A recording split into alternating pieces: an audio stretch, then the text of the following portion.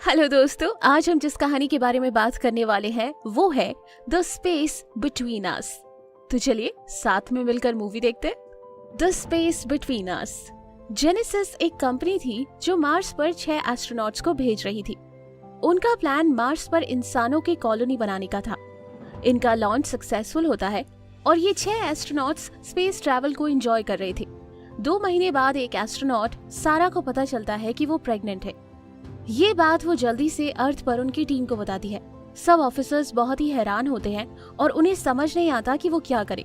उनके पास 2 ऑप्शंस थे, या तो वो मिशन अबॉर्ट करके सभी एस्ट्रोनॉट्स को वापस बुला सके या मिशन कंटिन्यू होने दे।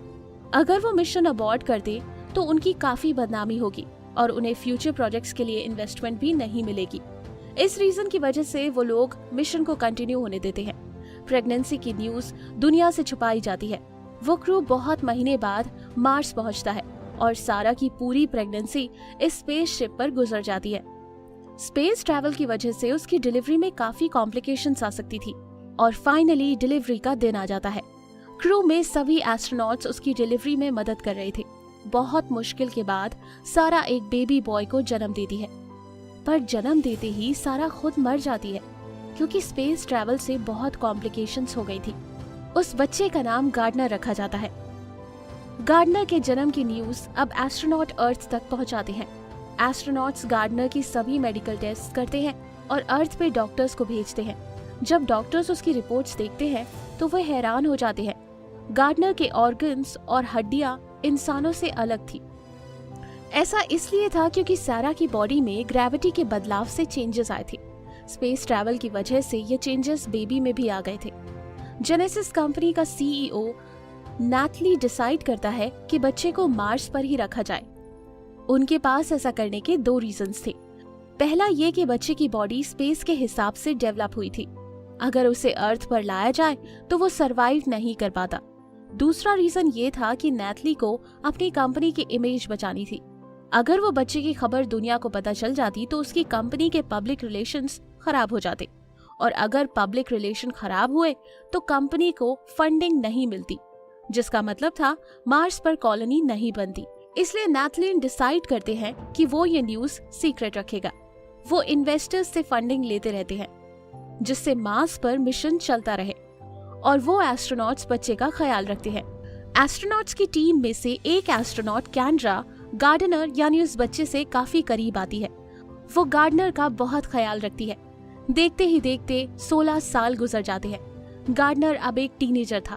वो बचपन से साइंटिस्ट की टीम के साथ रहा था, जिसकी वजह से वो काफी इंटेलिजेंट था। गार्डनर को साइंस के बारे में बहुत पता था, पर उसे अपने बारे में कुछ नहीं पता था।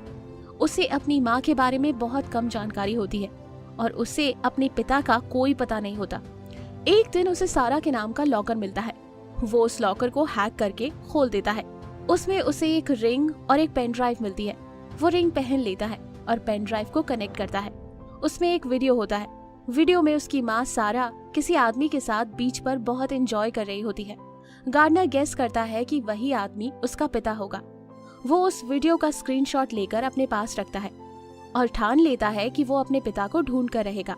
गार्डनर इंटरनेट पर अर्थ की एक लड़की तुलसा से बात करता है। वो लड़की गार्डनर को अपने शौक बताया करती थी। वो लाइफ अपनी मर्जी से जीना चाहती है और घूमना चाहती है। गार्डनर उसे बोलता है कि काश वो भी ये कर पाता। फिर तुलसा उससे पूछती है कि उसे किसने रोका है। गार्डनर बोलता है कि उसे एक डिजीज है, ऑस्टियोजेनेसिस इम्परफेक्टा, जिसके कारण वो एक पेंट हाउस में रहता है। टेस्ला गार्डनर को बताती है कि उसकी कोई फैमिली नहीं है, इसलिए गवर्नमेंट उसे अलग अलग घरों में भेजती रहती है रहने के लिए। कभी वो एक घर में होती है तो कुछ महीनों बाद उसका घर चेंज हो जाता है। इसके बाद गार्डनर रिसर्च स्टेशन से निकल जाता है और मार्स पर गाड़ी बहुत तेजी से चलाता है। उसकी गाड़ी उल्टी हो जाती है, जिसकी वजह से उसकी ऑक्सीजन पाइप टूट जाती है। अब उसे सांस लेने में बहुत दिक्कत हो रही थी। उसी टाइम वहाँ कैंड्रा आती है और उसे बचा लेती है। कैंड्रा ने उसे अपने बेटे की तरह पाला होता है। वो गार्डनर को जल्दी से वापस रिसर्च सेंटर पर लाती है। कैंड्रा उससे पूछती है कि उसने रिसर्च सेंटर का लॉक कैसे खोला। गार्डनर बताता है कि वो बचपन से ही एस्ट्रोनॉट्स के साथ रहा है, इसलिए उसके लिए ये कोई बड़ी बात नहीं है। नैथलीन से बात करती है। वो उससे गार्डनर के बारे में बताती है। कैंड्रा उससे रिक्वेस्ट करती है कि वो गार्डनर को एक बार अर्थ पर आने दे। क्योंकि गार्डनर अर्थ पर आकर देखना चाहता है कि अर्थ कैसा है, पर नैथलीन मना कर देता है और बोलता है कि ये गार्डनर की हेल्थ के लिए काफी रिस्की है। अर्थ पर रहने के लिए गार्डनर को बोन डेंसिटी इंक्रीज करने की सर्जरी करानी पड़ेगी, जो काफी खतरनाक है, और साथ ही साथ उसे अर्थ के एटमॉस्फेरिक प्रेशर को बर्दाश्त करने की ट्रेनिंग भी लेनी पड़ेगी। लेकिन कैंड्रा हार नहीं मानती और वो नैथलीन को मना लेती है। फाइनली उनके पास गार्डनर को अर्थ पर लाने की परमिशन थी। उससे पहले उसे सर्जरी करानी होगी और फिजिकल ट्रेनिंग भी। ये बात सुनकर गार्डनर काफी खुश होता है। वो लोग मार्स पर उसकी सर्जरी कर देते हैं, जिसके बाद उसकी फिजिकल ट्रेनिंग शुरू होती है। कैंड्रा उसकी फिजिकल ट्रेनिंग में बहुत मदद करती है ताकि वो अर्थ पर सरवाइव कर सके। इसके बाद गार्डनर तुलसा को बताता है कि वो उससे मिलने जल्दी आएगा। तुलसा बोलती है कि वो जल्दी आए इससे पहले कि उसे किसी और घर में भेज दे। तुलसा उससे पूछती है कि उसकी बीमारी का क्या हुआ। गार्डनर कहता है कि उसके डिजीजेस का इलाज कर दिया गया है। फाइनली उनका स्पेसशिप मार्स से अर्थ की तरफ निकल जाता है। गार्डनर स्पेस ट्रैवल के दौरान कैंड्रा से अपने पिता के बारे में पूछता है। कैंड्रा उसे बताती है कि उसे कोई आइडिया नहीं गार्डनर के पिता कौन है। अब वो अर्थ पर लैंड करते हैं और गार्डनर को नासा में क्वारंटाइन किया जाता है। गार्डनर को क्वारंटाइन इसीलिए कराया जाता है ताकि उसके टेस्ट कराए जा सके, जिससे पता चले कि गार्डनर अर्थ पर सरवाइव कर पाएगा या नहीं। उसके टेस्ट रिजल्ट्स के हिसाब से गार्डनर अर्थ पर सरवाइव नहीं कर सकता और उसे जल्द से जल्द वापस मार्स पर भेजना होगा। गार्डनर को समझ आता है कि उसे वापस भेजा जाएगा, इसलिए वो वहाँ से भाग जाता है। गार्डनर अब अर्थ पर आजाद घूम रहा होता है। वो अर्थ पर सब कुछ देखकर हैरान रह जाता है। मार्स पर ग्रेविटी बहुत कम थी। जब गार्डनर मार्स पर जंप करता था तो वो बहुत ऊंची जंप होती थी, पर अर्थ पर सेम फोर्स से वो जंप नहीं कर पा रहा था। इसके बाद बारिश पड़ने लगती है। सब लोग छत के नीचे चले जाते हैं, पर गार्डनर बारिश में भीग जाता है क्योंकि उसने इससे पहले कभी बारिश नहीं देखी थी। नैथलीन और कैंड्रा को पता होता है कि वो अर्थ पर बस टेस्ला को जानता है, इसलिए वो गार्डनर से पहले वहाँ पहुँच जाते हैं। गार्डनर टेस्ला के कॉलेज पहुँच जाता है। वो अपनी एज के बच्चों को देखकर बहुत खुश होता है। उससे लॉकर के पास टेस्ला मिलती है और वो खुद को इंट्रोड्यूस करता है। टेस्ला उसे देखकर थप्पड़ मार देती है क्योंकि उसने पिछले 7 महीने से उससे बात नहीं की थी।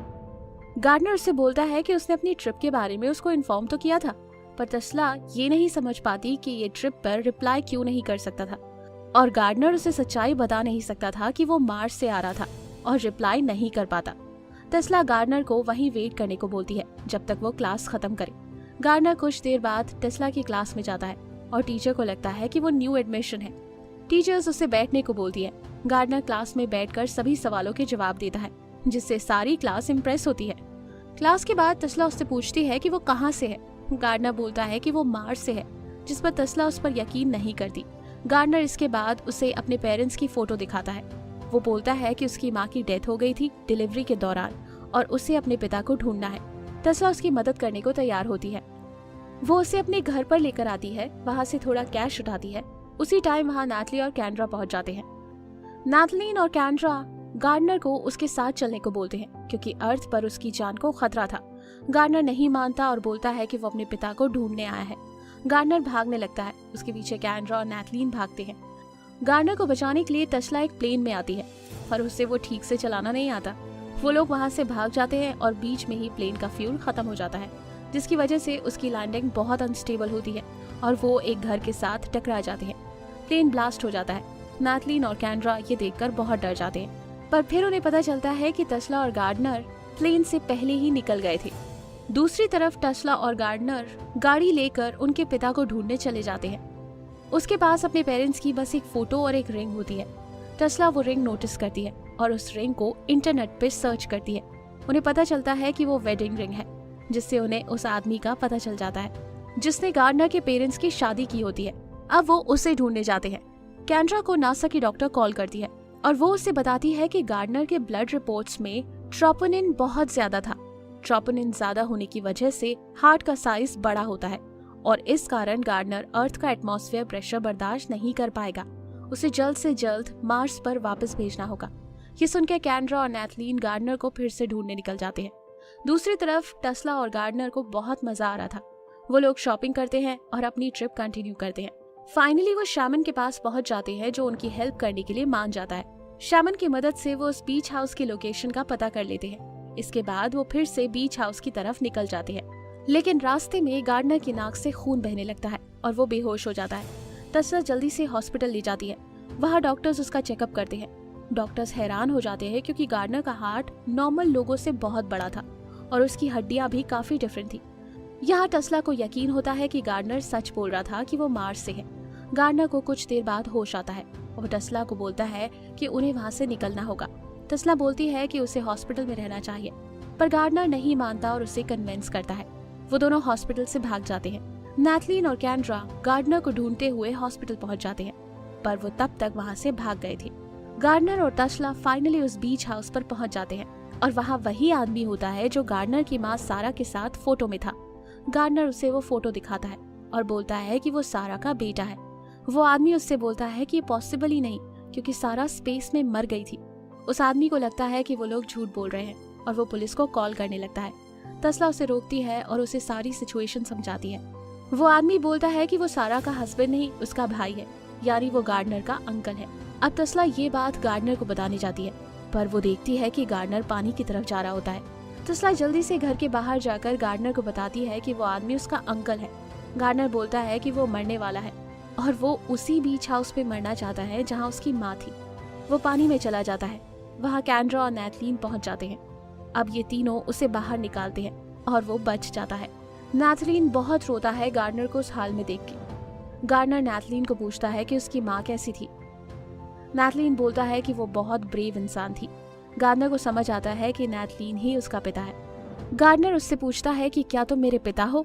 नैथलीन बोलता है हाँ, वो उसका पिता है। वहाँ एम्बुलेंस आती है और गार्डनर को वो लोग एयरपोर्ट लेते हैं। वहाँ एक प्लेन होता है जिसमें वो गार्डनर को ऊपर लेकर जाते हैं ताकि ग्रेविटी कम हो जाए, जिसकी वजह से गार्डनर स्टेबलाइज हो जाता है। पर अभी भी वो अर्थ के ऑर्बिट में था और ग्रेविटी का असर था। गार्डनर इम्प्रूव नहीं करता। नैथलीन ये देखकर बहुत परेशान होता है। वो पायलट की साइड पर जाकर प्लेन का कंट्रोल लेता है और एटमॉस्फेयर के बाहर प्लेन ले जाता है। सब लोग हवा में उड़ने लगते हैं। गार्डनर की तबीयत अब तुरंत ठीक होती है और जब वो पूरा स्टेबलाइज होता है, वो लोग उसे अर्थ पर वापस ले आते हैं ताकि मार्स की स्पेसशिप में उसे वापस भेजा जाए। गार्डनर अर्थ पर तस्ला, नैथलीन और कैंड्रा को गुड बाय बोलता है। गार्डनर फाइनली मार्स पर पहुंच जाता है और तस्ला से इंटरनेट पर फिर से बात करता है। कुछ दिन बाद कैंड्रा रिटायर होती है। वो तस्ला को अडॉप्ट करती है और मार्स पर जाने की ट्रेनिंग भी देती है ताकि वो एक दिन जाकर गार्डनर से मिले। मूवी के एंड में दिखाया जाता है नैथलीन अपने बेटे गार्डनर के पास मार्स पर जाता है और वो दोनों वहाँ घूम रहे होते हैं और मूवी यही खत्म हो जाती है। इस मूवी में आपने सीखा कि ह्यूमन बॉडी पर स्पेस ट्रैवल का कितना इफेक्ट होता है, जिससे सारा की बॉडी में चेंजेस आने लगे, जिससे उनके बेबी में भी चेंजेस आ गए। इस मूवी में व्यूअर्स को ये भी दिखाया जाता है कि अर्थ और मार्स की ग्रेविटी में कितना ज्यादा फर्क है।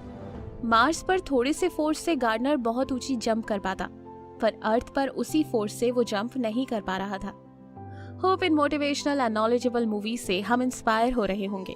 अगर आपको लगता है कि ये वीडियो आपके किसी फ्रेंड या फैमिली मेंबर को इंस्पायर कर सकती है, तो ये वीडियो उनके साथ जरूर शेयर करें। अगर आप हिंदी में फ्री में 200 से ज्यादा amazing non fictional book summary सुनना या पढ़ना चाहते हैं, तो आप डिस्क्रिप्शन या फर्स्ट कमेंट में दिए गए लिंक से ऐप डाउनलोड कर सकते हैं। एनीवेज दोस्तों, अगर आप ऐसी ही नॉलेजेबल वीडियोस मिस नहीं करना चाहते, तो सब्सक्राइब करने के बाद बेल का बटन दबाना मत भूलिएगा। आप कमेंट करके ये भी बता सकते हैं कि आप नेक्स्ट वीडियो किस टॉपिक पर चाहते हैं। जल्द ही हम आपसे दोबारा मिलेंगे। जय हिंद।